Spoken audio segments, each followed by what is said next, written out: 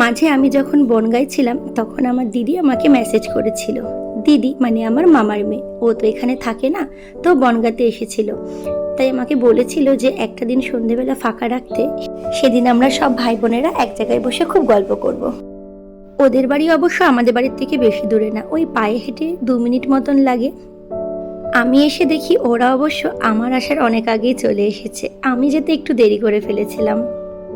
আর অনেক দিন পরে এদের সাথে দেখা হয়, সত্যি বলতে আমারও খুব ভালো লাগছে।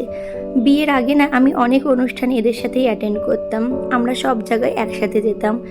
আর এদিকে তো দিদি খাবার নিয়ে চলে এসেছে, বলছে তোরা আসবি জেনে এটা আমি আগে থেকেই বানিয়ে রেখেছিলাম। ও আসলে এগুলো করতে বেশ ভালোবাসে।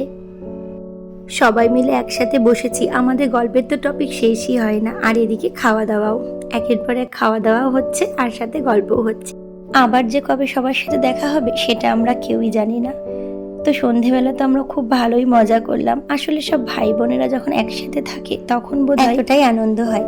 তো যাই হোক, দেখতে দেখতে এদিকে তো অনেকটা রাতও হয়ে গেছে, আমাকে তো আবার বাড়িতেও ফিরতে হবে, কারণ পরের দিন আমার আবার সকাল সকাল ট্রেন আছে। তো দাদা বলল চল যাচ্ছি যখন আমরা তোকে একেবারে নামিয়ে দিই। তো এদিকে আমি, দাদা আর মৌমাদি একসাথে বাড়ির দিকে বেরিয়ে গেলাম।